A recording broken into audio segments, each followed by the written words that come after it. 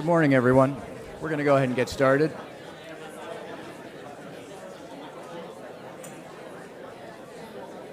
Good morning. I'm going to call the December 12th Governing Board meeting of the South Florida Water Management District to order. If you could all take your conversations outside or pipe down, thanks.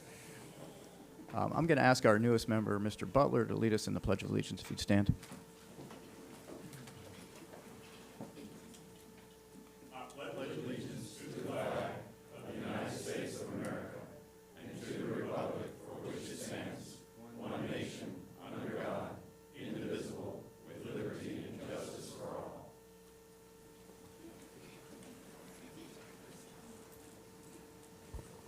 Thank you, Mr. Butler. One quick housekeeping item. As you came in, you probably noticed that we've still got a great bake sale going on for a good charity called Madison's Miracles. It's a nonprofit organization. It provides comfort, support, and resources to grieving parents who've gone through a loss of a pregnancy, stillbirth, or infant loss. Incredibly painful time. You've noticed the events happening today with the bake sale. There's also a silent auction out there, so you can eat, you can bid, you can get ready for the holidays, and I wish everyone happy holidays as we do. So I'd ask you to do that. We're missing a couple of board members. They're stuck in traffic. They're working their way up here. So we're going to keep plugging along, and we'll go to Mr. Bartlett for employee recognitions. If you guys want to join me down low. Thank you. Okay. Is this on? Can you hear me? All right.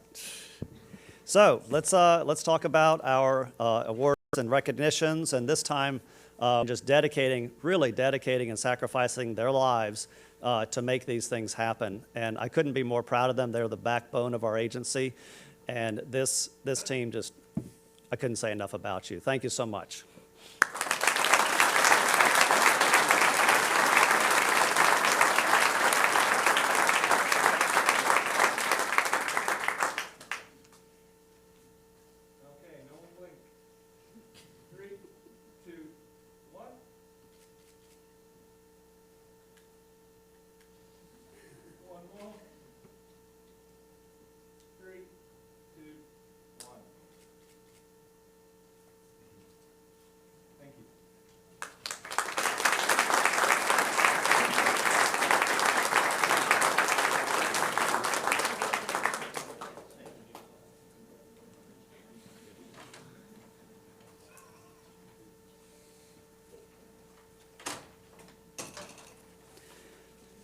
All right, let's talk about people that have worked here a long time. All right, we have a 30-year service award that goes to Robin Clemens. She couldn't make it here today, but she started in 1989 and has worked in the Office of General Counsel for many of those years and had many roles. And what I know about her is she makes that office tick. She's steady, consistent, always there. Paula wouldn't be near as effective without her. She's just fantastic. And she just makes that place go, and I really appreciate her. She's got a great sense of humor, too. So thank you. Thank you for being here, Robin.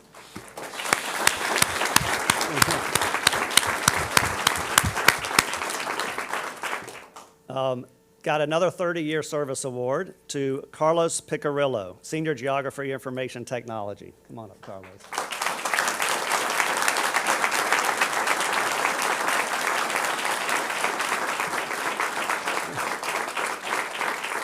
So Carlos has been here since 1989, and he works in geographic information systems. And if any of you know about geographic information systems, they're critical for environmental agencies. And his key role is with our regulatory program. And when you have a permit and you've got a decision to make on a permit, knowing where that area is, what its relation is to other things is key and instrumental. And Carlos has been doing that for us. He built our Reg GSS system, which is completely utilized by all of our regulatory staff. And right now, he's rebuilding it, and he's going to finish rebuilding it before he leaves the agency. So thank you, Carlos. Thank you for your 30 years.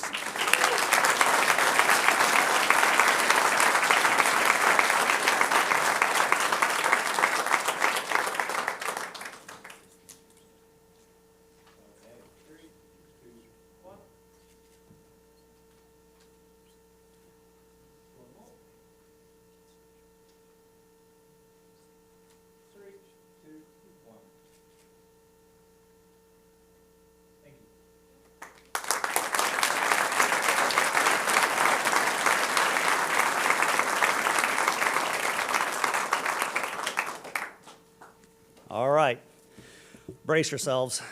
We have a 45-year service award for the Water Management District. Please welcome Howard Emke, lead surveyor, Mackel.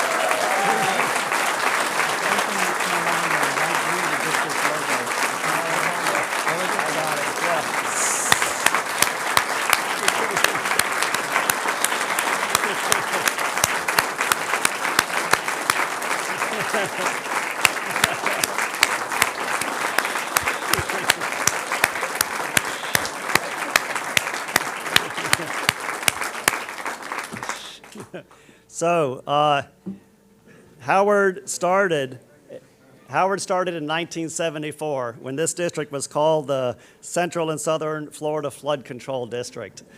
So, and then when it got renamed as the South Florida Water Management District, the executive director said, we need a logo contest to get a logo built. That logo that still stands today was drawn by Howard Emke.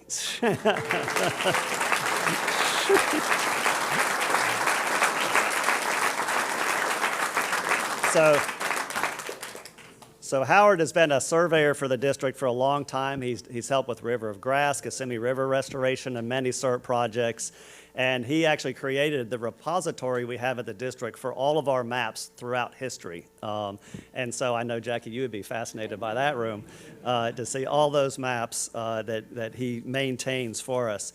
And he is extremely highly respected in the state of Florida. He's been appointed by governors to the surveyor boards and just really represented us at a very high level for many, many years. And one sort of trivia thing is that his great uncle pitched in the 1929 World Series and held the strikeout record for a World Series for a long time. You can tell us how long. But anyway, he just keeps knocking it out of the park. So he doesn't strike out. He doesn't. Thank you, Howard, for 45 years.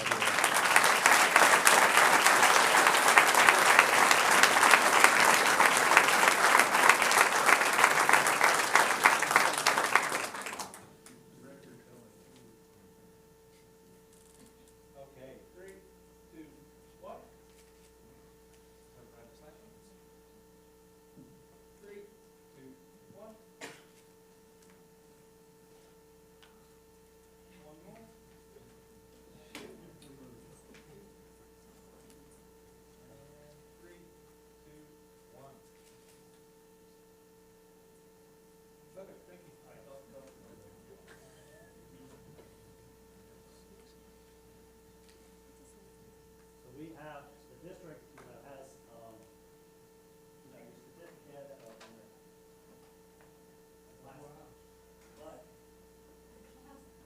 but the field crews found it together and created this survey marker for you. Yeah, and so they want to present this to you.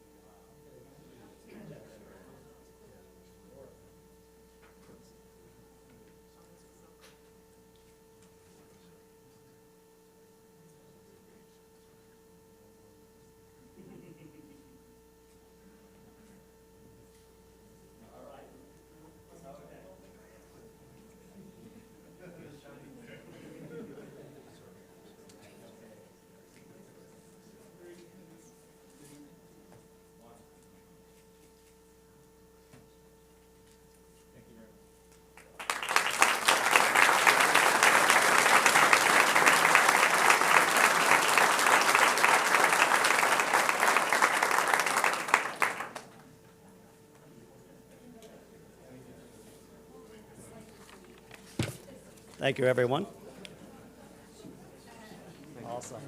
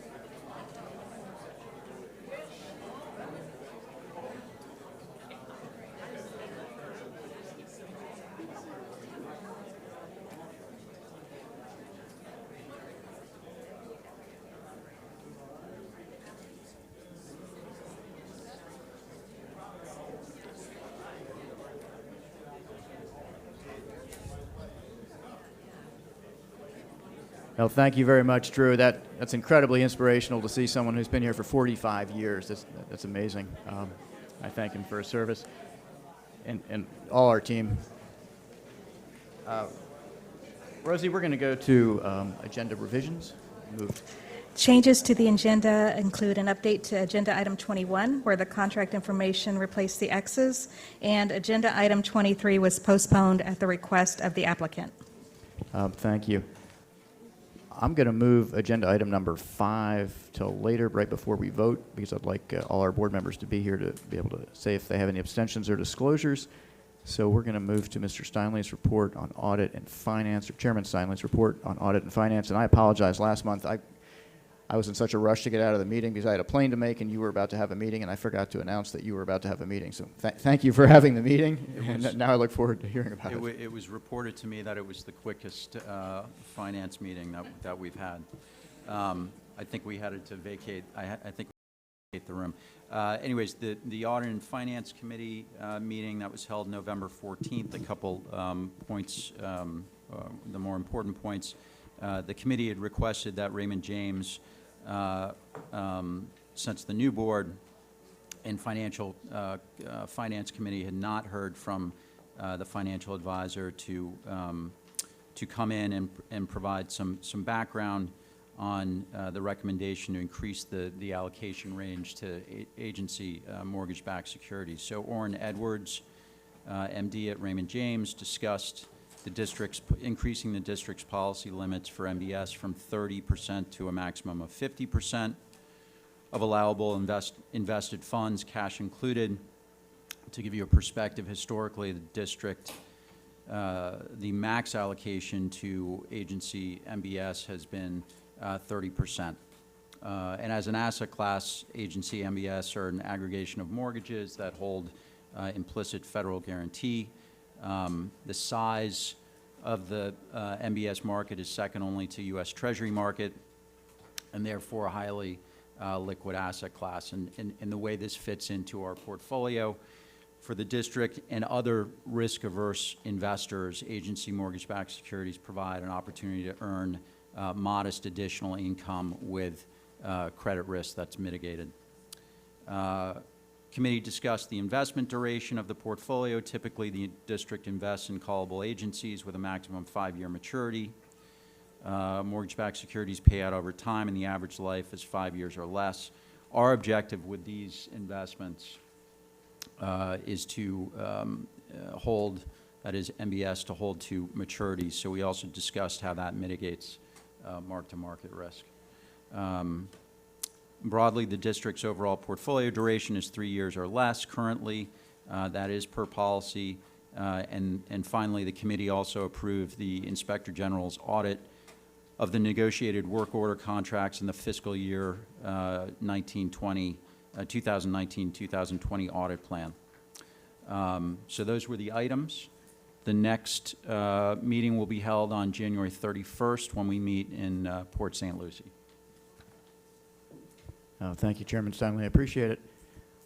We'll move to, you don't need any action from us now, I'm assuming? Okay. We'll move to number 7, the approval of the minutes for the November 14th meeting. Are there any members who have additions or amendments to the meeting minutes? I do have an addition, please. Yes. For the record, during the voting that was made for the beginnings of the the EAA reservoir beginnings, the STA, I was not there, and it shows on the record that I was not there. And I asked Rosie if I could, say yes that I was for that. I did not realize it was going to come up so early. Okay, without objection. We'll vote on that in a second. And I have 2 small ones at typo. Lee County Commission Chairman Brian Hammond, I'm sure he gets this all the time, but I'm sensitive to people spelling my name wrong. It's Hammond, Hamman, not OND. And I erred, and when I was announcing people who were in the audience, Reg Buxton was there, and he is a City of Naples councilman. So I'd like the meeting to show those amendments. Is there any more? Great. Could I have a motion to approve the minutes as amended? I move to approve with amendments. I second. I have a motion and a second. Is there further discussion? If not, all those in favor say aye. Aye. All those opposed, like sign. The ayes have it. Those are approved. Thank you. We're going to go on to general public comment now. And, you know, we're an agency that has goals. We have metrics. One of my goals is to get out of here early enough tonight that I can have dinner with my wife. That's my metric. So I'm working for that. So generally, we're trying to, everyone gets 3 minutes. And I'm usually pretty loose with that, but I'm going to start to tighten down a little bit, and when the lights come on, I'm going to ask you to wrap up. So if we could all hold to 3 minutes, it would help keep us moving along. We have a lot of people with a lot to say, and we want to give everyone the opportunity to say that. And there's always going to be time for general public comment during discussion items as those come up. So we'll go ahead and take public comment now. Rosie? Okay, we have 6, Sarah Hurd, John Coons, Ernie Cox, Patrick Painter, and Newton Cook, if you could all come up, along with Dan DeLisi.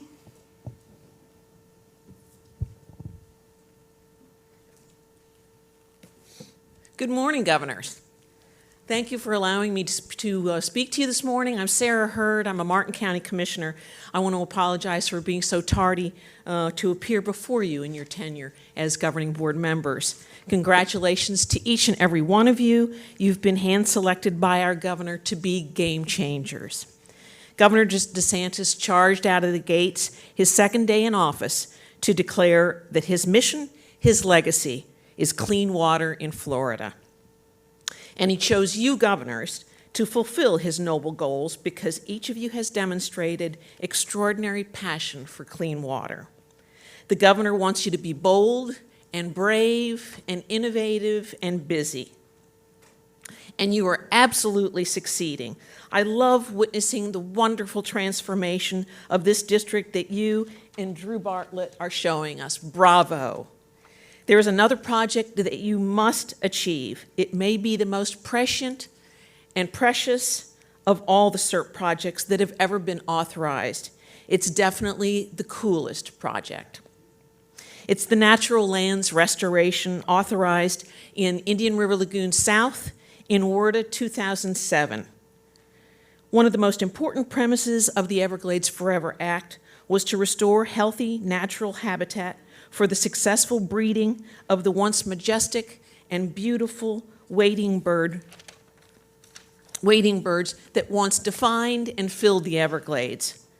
Unfortunately, it can't be done in the southern Everglades. Industrial-scale agricultural production in the EAA and urban development have made this kind of restoration impossible in South Florida. Even if there was land available to buy, which there is not, it would be prohibitively expensive. But in Martin County, we have been very careful conservators of our land. We don't allow any urban development outside of our urban service boundaries, so land that is suitable is available at a very reasonable cost. The natural component of Indian River Lagoon South calls for restoring 90,000 acres of land. We've already purchased nearly 30,000 acres and have restored much of it. Restoration is fairly simple and inexpensive. Your own Boyd Gonzalez is an absolute genius at it. We call him the wetland whisperer in Martin County. What Boyd and others have done on Alapata Ranch is astonishing. I would love to show it to all of you. It's what successful restoration looks like. You need to complete this worthy component. It's already authorized. We know that it works. We have the money. This is precisely why over 75% of Floridians voted for Amendment 1, and the natural lands component of IRL South fulfills our obligation to create healthy natural habitat for the Everglades wading birds. The beautiful thing about these birds is that they can fly home to Martin County. Governor DeSantis has given you a wonderful opportunity and a solemn responsibility to clean our water and restore our ecosystems. Please put this on your front burner. Keep up the marvelous work that you've been doing. Thank you so much, and Merry Christmas. Thank you, Commissioner, and thank you for coming. Good morning. My name is actually John Coons, but people call me Jeff. I've been working on water for 30 years. I was city commissioner of West Palm Beach. The water you drink here comes from us, comes from grassy waters, but the water you drink here comes from the parking lots at Disney World, comes down the Kissimmee River, goes to Lake Okeechobee, goes through the L8, swings through here, we use it, and that water recharges the Loxahatchee River. I'm talking about item 24 today. I was also a county commissioner from 2000 to 2008. I chaired 2 Palm Beach County Water Task Force. We have the best water in the district, and we blow it into the lagoon right down to C51 that really doesn't want it. We bought 23,000 acres we restored in the north end of the county. The geology and the geography, the water wants to come from the west, go to the east, and swing to the north. We want flexibility in your letter of support to the Army Corps to allow us to go to our voters in August of this year, and we're going to ask for water for bond issues for water projects for the Lake Worth Lagoon, for the Loxahatchee River, and also tying in for water going to the south. We have the best water in the district, and somehow we blow it in the lagoon. It really doesn't want it. When we bought our voters, we've invested about $600 million in these projects around us for local matching stuff like this. We'd like to use the waters that we have. We don't think a reservoir and using a canal necessarily works when the historic property that we bought, the historic wetlands and the sloughs are ready to be done. Keeps the water table high, keeps the salt water out, restores the lagoon, allows us flood control opportunities. I gave you a narrative of the history of this particular stuff. This started before the SERP plan kicked in. It was part of SERP. We had all our stuff into it. It got dropped in 2008. We bought deep storage in the L8, and then it repurposed. Now it's the flow equalization basin feeding the 2 SDAs. That was 46,000 acre-feet of water. That's really what we wanted and what we needed to do all our natural system restorations and using all the property.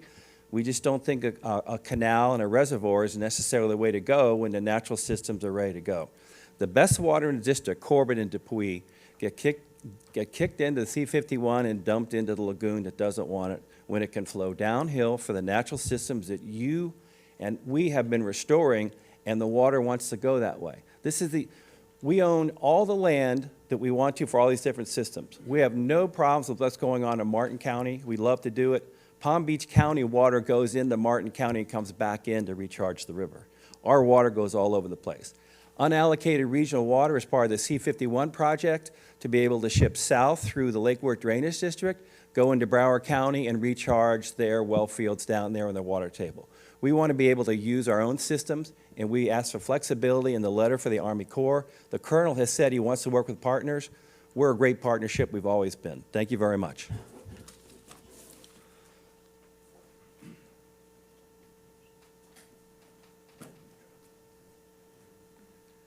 Good morning. It's good to be with you all. My name is Ernie Cox, and I live in Jupiter. A couple of hats that I have on tonight. First is our family actually moved to Palm Beach County in 1945 when my dad was 7 years old. Lived in West Palm Beach in the old Northwood area. My dad graduated from Palm Beach High.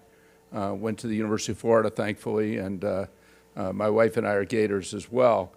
We moved back to Palm Beach County in 1965 when I was 2, and I remember as a small kid swimming, fishing, boating, water skiing in the Lake Worth Lagoon. Back then, we used to catch fish, and we would actually eat the fish that we caught, all up and down the Lake Worth Lagoon. Unfortunately, today, I wouldn't eat the fish that I caught in the Lake Worth Lagoon. So that's something we obviously need to work on. On the other end of the county, we moved to Jupiter in 1970 as a family. And in 1970, there were 3,000 people in Jupiter. Today, there's 65,000 people living in my project. Absolutely support. Years, and then we send that water when we can, when we have the available amount of water and the quality of water, both critical. We do send that up to the Loxahatchee River, Northwest Fork. And as he spoke about the salt water as it's moving its wedge up the river, when I was in Boy Scouts in the 50s, we had cypress trees 3 miles down the river. So it's encroaching further and further in my, because there's options out there. There's a state of art in mines out in this county and Martin County and elsewhere. We, for too long, have depended strictly on regulatory. It's been very encouraging to see LOSM reach out to so many different stakeholders. I'm on 3 subcommittees. It's empowering to see that they're starting to listen to concerns of the ultimate stakeholders of the state. Thank you.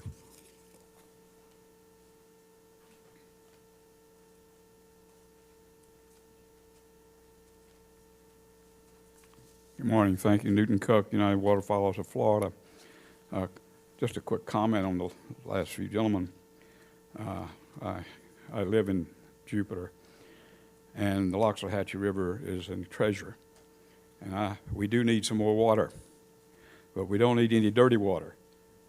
And anybody that thinks they're going to connect that river to anything that's putting out over about 10%, 10 parts per billion phosphorus is going to have a war on their hand.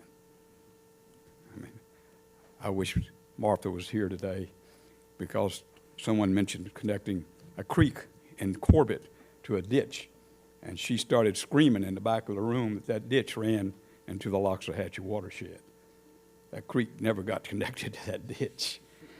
Okay, now, first of all, I want to invite everyone who would like to come, including the audience. Monday night, we have the recreation meeting here. Drew has always been very kind enough. He shows up at these things, and it's an interesting group. And we appreciate you coming, and anyone else. Leroy Rogers, your employee of the month, is speaking at our meeting on the STAs. The STAs are always interesting. I was stuck up in one yesterday. Well, I think it was Saturday. It took me an hour to get out. Don't step in holes. We also have the South Florida Trail Riders, the Angler Action Foundation, Shooting Sports Park update at Mecca Farms, which is in the headwaters of the Loxahatchee River. And of course, the great staff here does their presentations on all the good things happening. STA construction, more public access, and the volunteer programs in the Kissimmee Chain of Lakes. I also want to note today, Frank Denninger passed away a few days ago.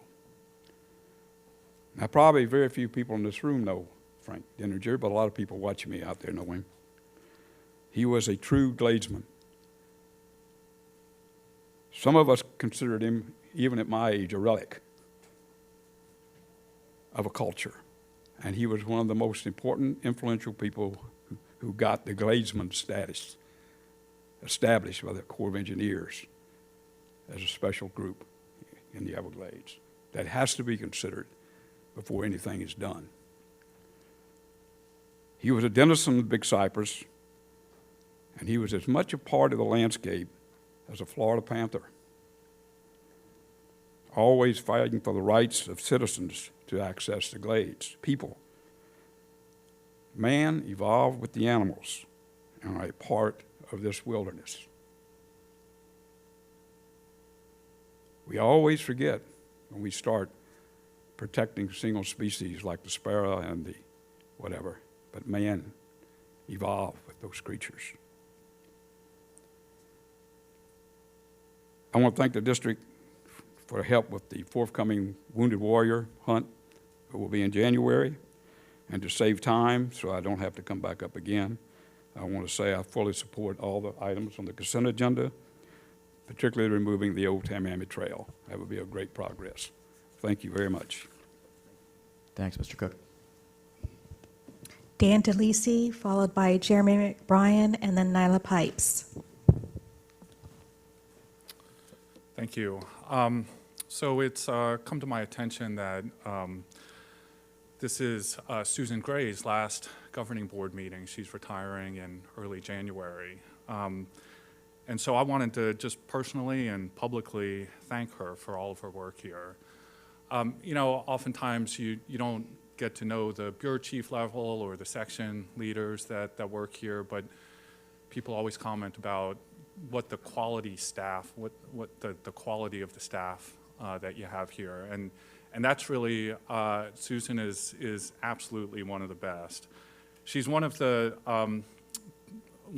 people I became closest to when I was on the board, and quite frankly, one of the reasons why I moved my family over from Fort Myers to West Palm Beach to work here. Her understanding of Lake Okeechobee and management of the lake and the ecology was always instrumental to us over on the West Coast, because it is that water quality of the lake that we end up receiving over on the West Coast in the Caloosahatchee. And so we've all gotten to know her really well. We've always appreciated her knowledge and her communication skills and her willingness to come over and meet with us. So I just have one suggestion for all of you, and particularly Mr. Butler, because you just got here. So she's got 3 weeks left, essentially, maybe less than that. I would honestly keep her occupied by going to sit with her, getting downloads from her, make sure to harass and harangue her for all of her knowledge before she leaves while she's still a captive audience. But seriously, thank you, Susan, for everything you've done for us, and we will sincerely miss you.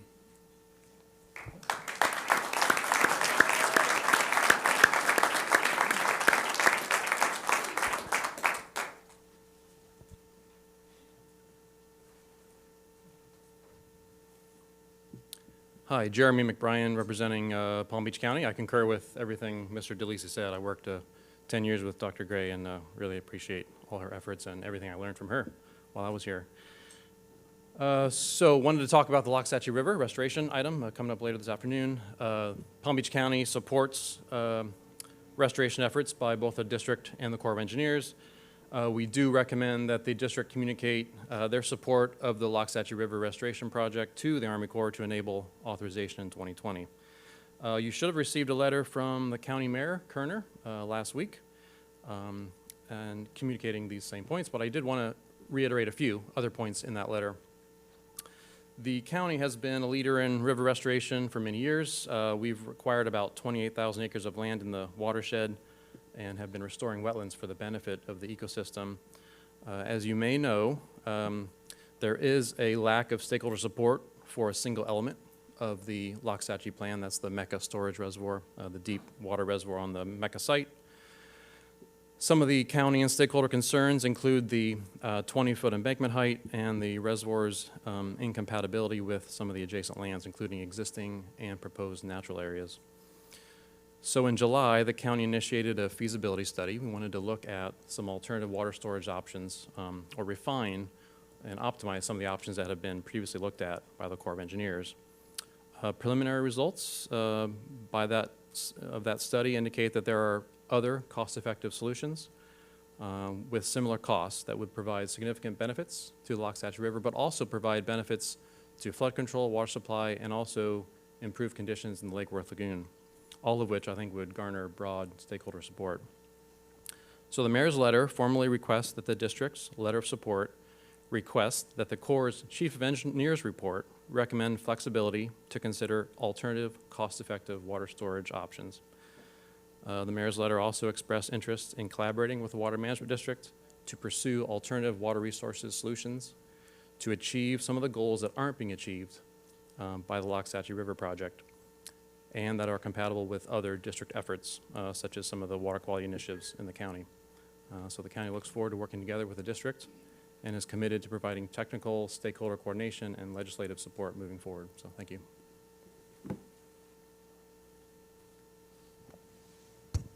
Nyla Pipes.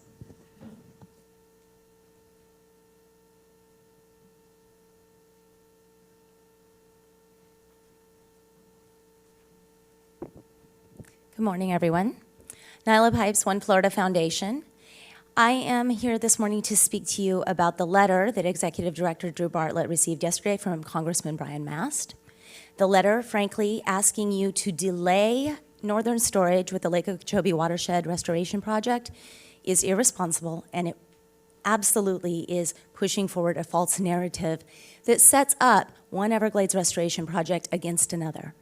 In fact, the EAA reservoir will not work to the full benefit without the northern portion of Everglades restoration. We know that the state legislature right now has money set aside to help on their end with Lake Okeechobee Watershed Restoration Project with the ASR wells. I realize that a lot of the environmental organizations are coming to you with concerns about ASR wells. It's very interesting that their concerns have become such a drumbeat as of recent, considering those ASR wells have been a part of the Comprehensive Everglades Restoration Plan since its inception. Those are not unproven technology. We have a nearly 5,000 square mile drainage basin into Lake Okeechobee.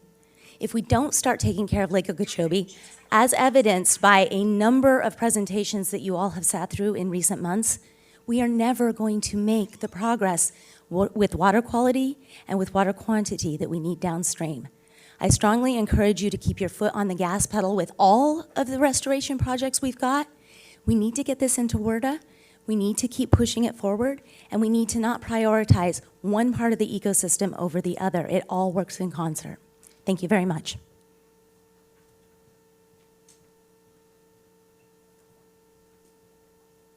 That's it. No, Kara? Great. We're going to go on to a board comment now, and we're going to try and have the same rules that we have for the public. There's 9 of us now, so if we all have our 3 minutes, it's about half an hour, and we'll see how we do. Mr. Butler, you start. Does that work? There we go. All right. Well, to begin with, after my first meeting, that was exciting. That was long. No, it was a good meeting. Representative Toby Overholt had put together the South Florida Water Management Caucus, and I got invited to go on the tour, and I appreciate him putting that together. And we went and saw Williamson's and Milk and R Dairy, and then they went up to Adams Ranch. So that was a good deal. I've been busy the last couple of weeks learning, but spent a little time in Tallahassee this week, and I can tell you that Governor DeSantis's push for some of the things that'll help out with South Florida ecosystem restoration is moving forward. And talked to a lot of senators and representatives, and a lot of the governor's priorities is moving forward. So that was neat to see in action up there. Thank you, Mr. Martinez. Yes, just a quick thank you to all those this past month that have kept educating me. I've taken quite a few field trips, and I wanted to just say thank you.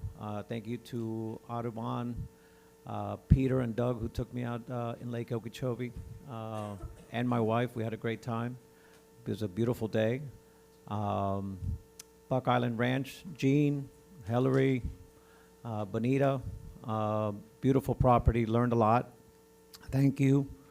And also thank you to the folks at Florida Crystals. They took me on a field trip to see their facility and everything that they're doing. So thank you to Gaston, Luis, Tom, Ernie, and all of you.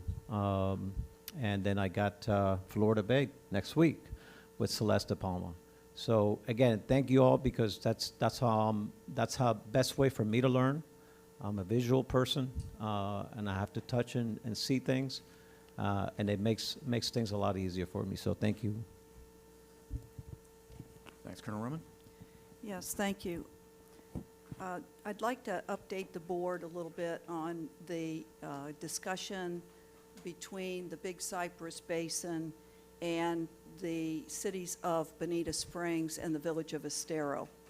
At the last meeting, I mentioned that the 2 of the elected representatives came to the Big Cypress Board meeting to introduce themselves, and they requested a meeting. Well, that meeting has since taken place. Along with myself, Lisa Keeler, the basin administrator, and John Mitnick, the chief engineer and deputy agency director, met with the Village of Estero council member Bosch and Mayor Pete Simmons from Bonita Springs and their staff members to start the conversation about what South Florida Water Management District can do to address some of the needs that they may have in their areas. So that conversation was very positive. Certainly, as you know, there's a discussion about expanding the basin, but that's just one option that may be a possibility in the future. The other thing I'd like to add is that there is a working group that's been established at the district to work on some of the issues that maybe these two municipalities may be experiencing. So the first step was to address what is it that we can do for them to help them with their needs that they've identified. And so that conversation was opened at a first step during that meeting. And I'll keep you posted as we go along. Thank you. There's one, as far as that working group goes, it might be helpful to have Lee County involved also, because there's unincorporated Lee County to the south. It's not just those municipalities. And it might be also helpful to have Collier County involved, a representative from each of those, so that no one's feeling left out and that all interests are being examined. Well, that's an excellent suggestion. I don't know that they weren't included already, but I know that Collier County has been involved with conversations with everybody involved. So we'll make sure that we reach out to everyone, and everyone's welcome. Thank you. Vice Chair? Charlie, I'd like you to make a note of this. I have no board comment at this time. I'm going to take those 3 minutes and bank them. Mr. Olivich? You can have something. I'm timing myself. I wanted to thank Mr. Lightsey of Lightsey Cattle Company for a great tour, and Libby Pigman for accompanying me. Lightsey Cattle Company was established in 1858, and they shared with me their best management practices and took me on a tour of the beautiful ranch.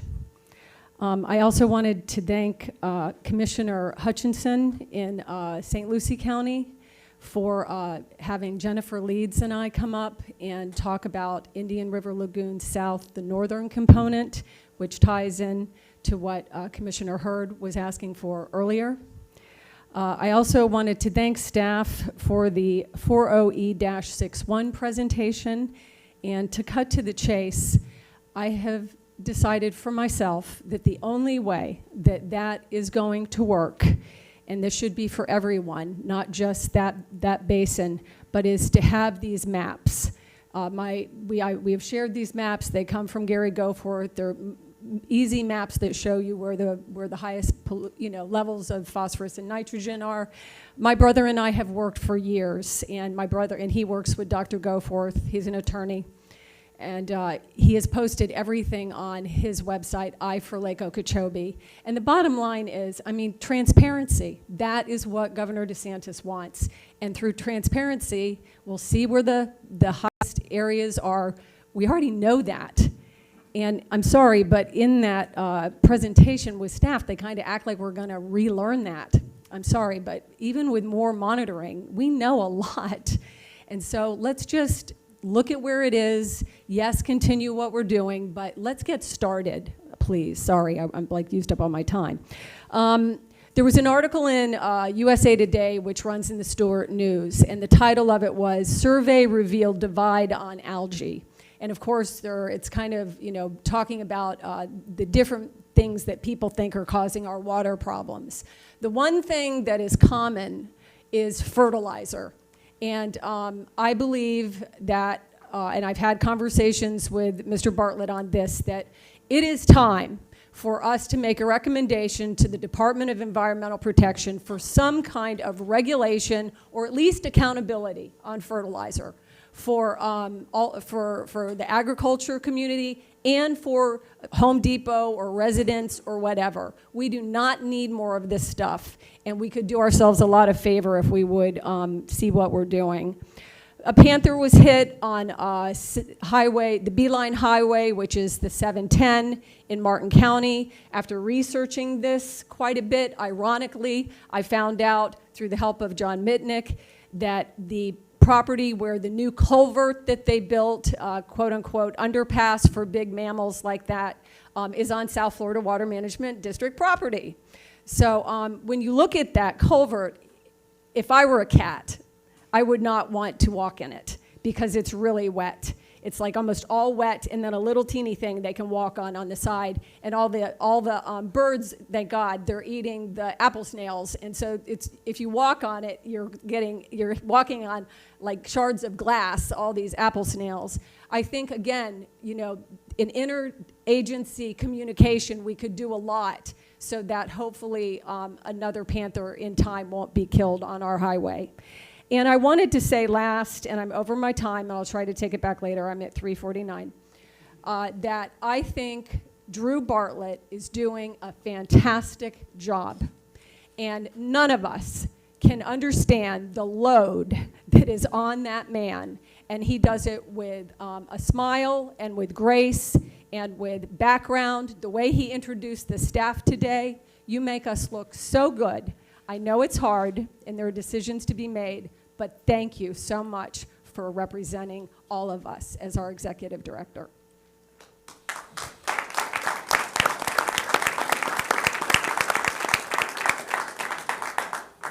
Well said, Jackie. Ms. Meads?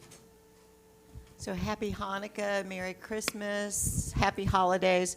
Thank you, staff, for this thin board book and what appears to be a very straightforward, quick agenda. We've never gotten out of here less than 7 hours, and we've been here as long as 9 hours and 45 minutes. So I know that today is the day that we are all going to get to go home by 2 o'clock, and I'm going to be part of that. Dr. Gray, we appreciate you. You are going to be missed, and we wish you the happiest and most glorious of retirement, but I know that we'll see you again. Mr. Steinley. And in the interest of achieving that goal, I will save my comments for the agenda items. Oh, great. I've got a couple things. First of all, I had the chance on Tuesday to go visit Martin County, and I'm glad Commissioner Hurd is here. It's the first time I've been able to see the county, see the projects you have, and I want to thank Greg Braun for showing me around. I want to thank the Martin County Sheriff's Department for providing a helicopter, and their chief pilot, Doug Newsom, for giving me such a great tour of the county and all the projects we have. And as we were coming back down the C-44, we just passed over the reservoir and Calkins, and there was a vessel discharging fuel into the river, and it was really apparent because there's a huge plume behind it, and the pilot called into the ag units, and within 5 minutes, you had someone there dealing with it. So I thank you very much. My hat's off to Martin County for your efficiency and for helping us with our water quality battle. It was very impressive. The other takeaway from Martin County is what a tremendous job that Jackie Throw-Lipich does for our governing board and does for the representative and does for the residents of Martin County. We're all lucky. So this is our last governing board meeting of 2019, and if logistics and time would allow, I'd like to shake every single person who's on staff's hand, look them in the eye, and say thank you. Say, Merry Christmas, Happy Hanukkah, Happy Holidays, and Happy New Year. Whether you're in the room now or listening later, I can't tell you how much I mean that. I know 2019 was a year of transition for the governing board, for this organization. I know it was personally disruptive to many of you, but being the professionals you are, you all kept your heads down, you all worked hard and did your jobs. And I know I speak for Governor DeSantis, Secretary Valenstein, the governing board, Executive Director Bartlett, and most importantly, for the 8.7 million people that we worked for when I say thanks very much. I know 2019 was a good year. I think 2020 is going to be a better year. So have a great holiday, come back rested, and let's show them what we can do. And now we'll move on to, wow, that was quick. I think I'm going to, before we go to, if Ron's not here, we'll give him a chance later. Well, my poor guy is stuck in traffic. No, he doesn't forfeit, but I am going to go back and poll the board members for any abstentions and disclosures before we start voting, because we do have some voting issues. So we'll start with Mr. Steinle. None? Ms. Means? None. None. I have none. None. None. I have none. Thank you. We will poll Mr. Bergeron when he gets here. And we'll move to the consent agenda. Is there any public comment on this consent agenda?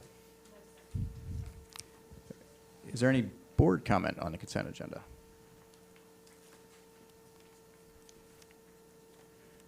Great. Hearing none, I need a motion to approve items 12 through 18. Thank you. So I'll moved. second it. I have a motion and a second to approve the consent agenda, items 12 through 18. All those in favor say aye. Aye. All those opposed, like sign. Consent agenda is passed. Thank you. We will now move to water conditions report. Mr. Mitnick.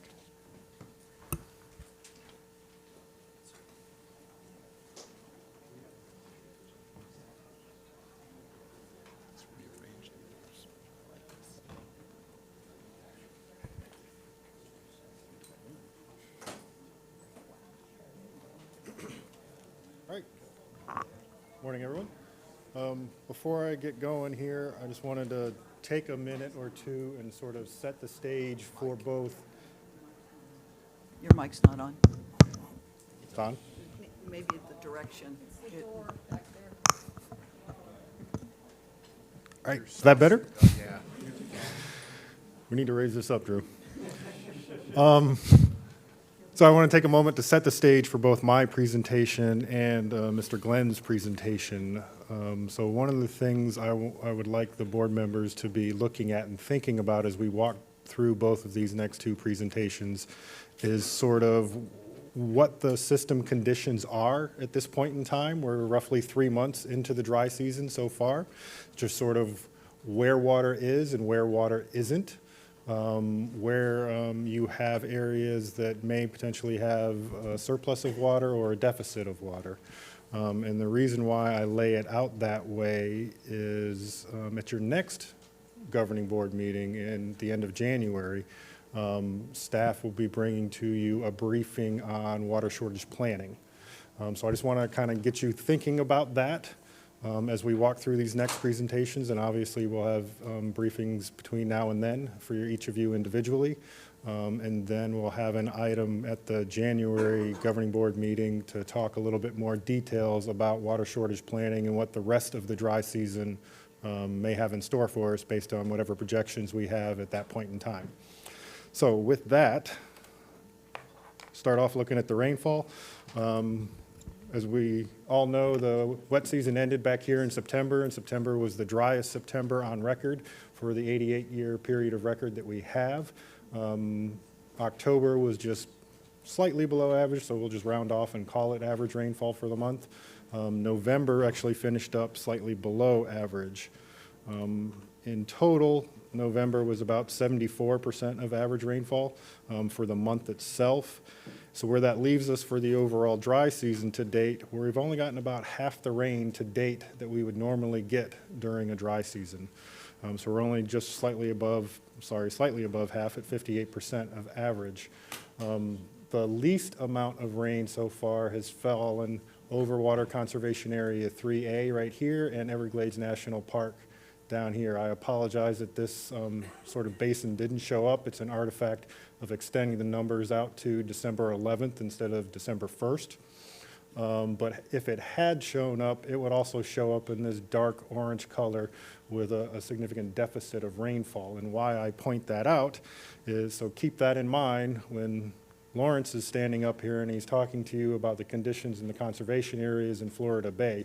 Mother Nature has not been kind to this part of the system, and that's why you'll see some of that reflected in Lawrence's report when he talks about the southern end of the system there. So moving on to the upper chain of lakes, up here in East Lake Toho, you can see that that lake is being drawn down. We've talked in months past about a restoration project that the Conservation Commission has going on up in that neck of the woods, where we are intentionally drawing down East Lake Toho so that they can get into the lake bottom and do some scraping and removal with mechanical equipment so as to restore the habitat within the lake itself. As a consequence of that, that's why you see this rise up here, not only from this rainfall, but also those flows moving from East Lake Toho down into Lake Toho. And then you can see we're starting to get to the point where we've got to continue to draw down Lake Toho in order to facilitate some of that gravity discharge from the lake just above it, East Lake Toho. Eventually, we will reach a point where we can no longer do gravity out of out of East Lake Toho, and the commission will install a series of pumps at the southern end of that lake to be able to pump water out of East Lake Toho and move it down into Lake Toho in order to facilitate that restoration effort. Similar story down here in Kissimmee. It's still well below its regulation schedule, this red line up here. There has been some rise in Kissimmee, not only from all of this water flowing back down from the two lakes above it, down into Kissimmee, but also that smattering of rainfall that you see up here at the top. Looking at Lake Okeechobee and what the projections may hold for Lake Okeechobee, this is where it was as of December 1st when the projection was run. Since that time, today's stage for Lake Okeechobee is roughly at 12.89 feet. So it's come down a little bit from when this projection was run. Generally, we've been following roughly the 10% line. If I were to zoom in and you could see from December 1st to now, December 12th, we've been following that sort of this dotted blue line. They're all kind of crushed together right there at the beginning, so that's not significant, I would say.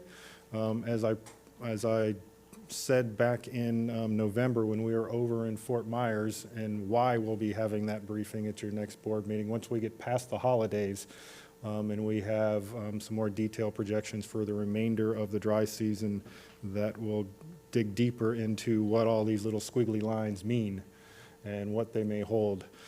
Because we are getting deeper into the dry season, this is a product, the position analysis is a product that we produce once a month. We're going to be switching and producing this product twice a month. So there'll be a mid-month projection later this month, as well as then when we get into the beginning of January, there'll be another one in the middle of January, et cetera, et cetera. So we start honing in and refining some of those projections and reporting out a little bit more frequently as we go deeper into the dry season, so we can all keep an eye on what may happen out there in March, April, and May. Looking at the southern portion of the system, Conservation Area 1, although I did not have the slide for it here in this presentation, we do also do projections on each of these 3 water conservation areas, and all of those are posted to our website along with this projection just for Lake Okeechobee. So it's a whole series of projections that we do for not only Lake Okeechobee, but all of the conservation areas. So if anyone is interested, they can go to the website and take a look at what those may hold or actually show, and you can see what the future of each of the 3 conservation areas look like. But for right now, Area 1 is below its schedule. It's sitting right there at roughly 16.6 feet.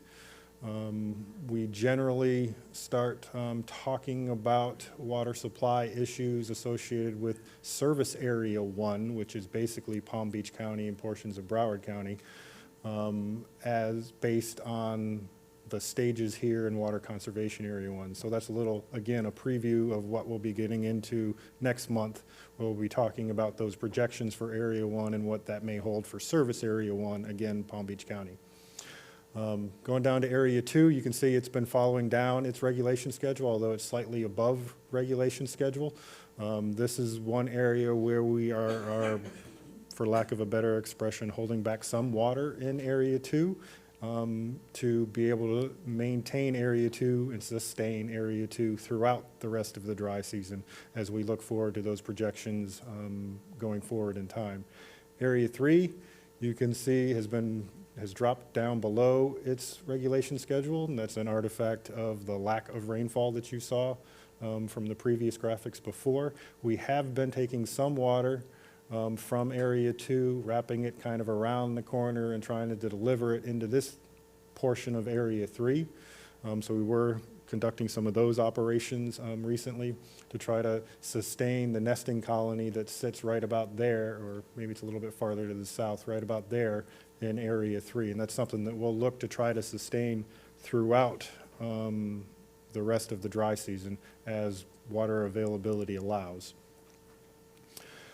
Going a little bit farther down in the system, looking at the southern end of Conservation Area 3A and water moving from 3A down into Northeast Shark River Slough. As I told you last month, the rainfall plan, which is the current governing document of releases from Area 3A, is calling for 0 water to move from Area 3 down into Northeast Shark River Slough. So that has been the case for the past several weeks now since our last board meeting. But recently what changed this week is we've started moving somewhere around 150 up to 200 cubic feet per second through the 333 structure, down the L29 canal, through the 334 structure, and then down the South Dade conveyance system to the series of pump stations that are here along the eastern side of Everglades National Park. And the reason for that is to provide supplemental water deliveries to Taylor Slough down here and be able to sustain that system, as well as maintain the hydrologic ridge that those detention areas provide in order to create a water barrier, if you will, to hold some of that water that is in the park still within the park instead of allowing it to seep out. Obviously, there's still some seepage that occurs, and those pump stations are continuing to operate to pick up that seepage and try to put it back in the detention areas. And as we've talked about many times, it's sort of that cycle as you keep on going down the system of picking it up, returning it, picking it up, returning it. So looking at how water is moved throughout the system since the beginning of the water year, you can see there's been roughly 500,000 acre feet come out of the upper chain of lakes, start moving down the system. About 1 million acre feet of water have made it down into Lake Okeechobee, but hardly any of that has been from the last month. There's only been about 6,000 acre feet of water that has inflowed to Lake Okeechobee over the last month. Looking down at total, if I were to add up this one and this one, that would give you the total amount of water that has left Lake Okeechobee for this water year. You can see there's quite a bit of a delta between what is left and what has come in. It's roughly 600,000 acre feet is that difference. And if you go back to a hydrograph of what the lake stage looked like in about a year ago or so, that accounts for that foot between May of earlier this year and now. The difference in stage is roughly that 600,000 acre feet. So we're about 1.5 feet, almost 2 feet higher than what we were earlier this year. So that's that difference in 600,000 acre feet that accounts for how much is inflowed versus left Lake Okeechobee. Going down farther in the system, talking about the conservation areas. Over the water year, you can see there's not much water that has left Area 1 down into Area 2. That's predominantly because if I were to jump back to this hydrograph, you can see how Area 1 has been within and then below its regulation schedule for some time. So that's why there isn't a whole lot of water that has moved from Area 1 down into Area 2. I've already talked a little bit about the rainfall plan and how it's calling for that 0 discharge from Area 3 down into Northeast Shark River Slough and Everglades National Park. As we go deeper into the dry season, this line here, the flows to Taylor Slough, that is what we are trying to sustain through the dry season with those supplemental water deliveries that I talked about coming down and around